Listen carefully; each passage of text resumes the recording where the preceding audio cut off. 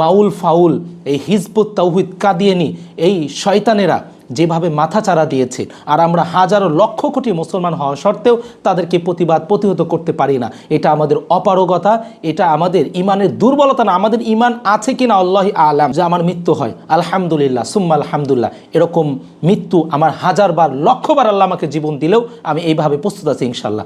আপনার ভূমিকা ছাড়া কথা বলছি, এখন ভূমিকা বলার সময় নেই। শুধু একটা জিনিসই আমি আমার অন্তরের মাঝে রাখতে চাই, হে আল্লাহ, মৃত্যু না কখনো তো আমাকে দিবেনি। অনেকেই মৃত্যুবরণ করেছেন, আমারও মৃত্যু কখনো না কখনো হবে। তবে আমি আপনার কাছে চাই, হে আল্লাহ, আমার এই মৃত্যুটা যেন আপনার কোনো একটা কাজের সাথে সম্পৃক্ত অবস্থায় যেন হয়। যেমন কেউ কোরআন বিরোধিতা করছে, আমি যেন তার সাথে যুদ্ধে লিপ্ত হয়ে বা তার প্রতিবাদ করতে গিয়ে যেন আমার মৃত্যু হয়।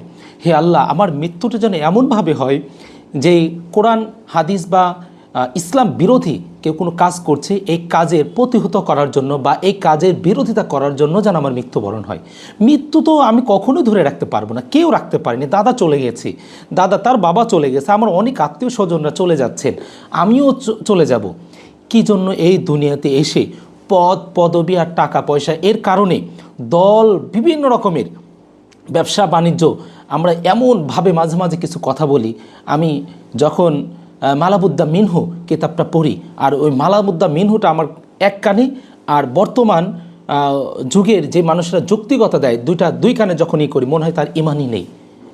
কেন রে ভাই, আমাকে ব্যবসা বাণিজ্য ওই দল পদবি ঠিক রাখার জন্য আমাকে ব্যবসা বাণিজ্য চালাতে হবে? বলছে কোনো দল না করলে ব্যবসা করতে পারবো না। তোর দলের গোষ্ঠী কেলে আমি, তো দল আমার প্রয়োজন নেই, আমার ব্যবসা প্রয়োজন আল্লাহ রাসূল সাল্লাল্লাহু আলাইহি ওয়াসাল্লাম যেভাবে করেছেন। আমি আজকে কোনো ইমামতি মুয়াজ্জেমি বা কোনো মাদ্রাসার প্রিন্সিপাল বা সাধারণ শিক্ষক হতে গিয়ে আমাকে হয়তো আওয়ামী লীগের অথবা বিএনপির অথবা জামাত অথবা এই সেই বিভিন্ন দলের সাথে সম্পৃক্ত হতে পারলেই আমি এগুলো চাকরি করতে পারবো, না হলে চাকরি করতে পারবো না। আরে তোর দলের গোষ্ঠী কিলাই, তো দলের আমার প্রয়োজন নেই। আমি তো দল তো একটাই, আনা হিজবুল্লাহ, আল্লাহর রাসূলের কথা অনুযায়ী আমার জীবনকে আমি পরিচালনা করব। আমার তো বউ আছে, আমার তো বাচ্চা আছে, আমার বাবা মা সবাই আছে, আমি 5টা সংসারের সদস্যর দায়িত্ব আল্লাহ আমাকে দিয়েছেন। আমার ভয়ভীতি লাগে না? আমি যে কথাবার্তা ভয়ভীতি, আমারও ভয়ভীতি লাগে, কিন্তু এ ভয়ের চাইতে তো ওই ভয়টা বেশি আরও, যে আমাকে এ তো ক্ষণস্থায়ী একটা জিন্দেগিতে আমরা রয়েছি, যে কোনো সময় মারা গেলেই আমাকে চিরস্থায়ী দুনিয়ার মধ্যে ফেলে দিবেন। আর ওই দুনিয়াতে গিয়ে এগুলোর যুক্তিসঙ্গত এগুলো কথা বলে কোনো কাজে আসবে? কাজে যদি না আসে তাহলে কেন আজকে এই বাউল ফাউল এই হিজবুত তাওহীদ কাদিয়ানি এই শয়তানেরা যেভাবে মাথাচাড়া দিয়েছে, আর আমরা হাজারো লক্ষ কোটি মুসলমান হওয়া সত্ত্বেও তাদেরকে প্রতিহত করতে পারি না? এটা আমাদের অপারগতা, এটা আমাদের ইমানের দুর্বলতা না। আমাদের ইমান আছে কিনা আল্লাহি আলাম। আজকে আমি মাঝে মাঝে বলি, আমার ইমানের যে অবস্থা, যে আমি একটা মানুষকে যে কথাগুলো বলছি, এই যে যেমন আমি সামনে কথা বলছি, এই কথাগুলো আমার অন্তরে আদিও আছে কিনা সন্দেহ। শুধু নামাজ কালামে কোরআন ইবাদত বন্দেগী প্রচুর করছি, কিন্তু কিছুদিন আগে 8 নম্বর হুজুর বগুড়া জামিল মাদ্রাসার হযরত অনেক সুন্দর একটা কথা বলেছেন, যে আল্লাহ রাব্বুল আলামিনের নুসরাত আসে নাহি আনিল মুনকারের উপর ডিপেন্ড করে। এখানে একটা জিনিসকে মানুষকে আমি আদেশ দিচ্ছি, ভাই ভালো কাজ করেন, ভাই ভালো কাজ করেন, ভালো কাজ করেন। আমি শুধু ফাজাইল বর্ণনা করছি আর ভালো কথাগুলো বলছি, তো বলছে এর সঙ্গে আল্লাহর নুসরাত আসে। আল্লাহর নুসরাত আসে নাহি আনিল মুনকারের উপর ডিপেন্ড করে। অর্থাৎ একটা মানুষ খারাপ কাজ করছে, তাকে আমি হাত দ্বারা বাধা দিব, তাকে আমি বুঝে যে ভালো এটা খারাপ কাজ, এটা করা যাবে না, আমি এরকম প্রত্যেকটা খারাপ জায়গায় যদি আমি প্রতিবাদ করতে পারি, আমি যদি তাদেরকে বোঝাতে পারি, তো বলছে আল্লাহর নুসরাত এটার উপর ডিপেন্ড করে আসবে। বর্তমান সমাজে আজকে আমি দেখছি যে নেহি আনিল মুনকারের উপর কারো আমলই নেই।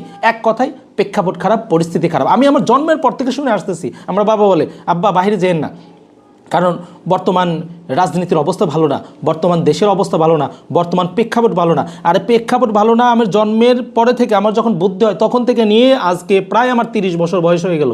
তো এই প্রেক্ষাপট এখন পর্যন্ত সমস্যার সমাধান হলো না। প্রেক্ষাপট আগের মতোই খারাপ, বরং ধীরে ধীরে আরও খারাপ হচ্ছে। কেন খারাপ হবে না? কারণ আমি তো রাস্তায় নামছি না। আপনি আমাকে যে আল্লাহ রাসূল সাল্লাল্লাহু আলাইহি ওয়াসাল্লাম এতগুলো যুদ্ধ করলেন, এতগুলো প্রতিবাদ করলেন, এই প্রতিবাদের তো আমরা করছি না, না করার কারণে দিনে দিনে আরও খারাপ খারাপ হবে। আমরা মুসলমান সংখ্যাগরিষ্ঠ আরও যত বেশি হোক না কেন, আমাদের কখনো এই সমস্যার সমাধান হবে না, কারণ আমরা প্রতিবাদ করতে পারি না, আমরা প্রতিবাদ করতে জানি না।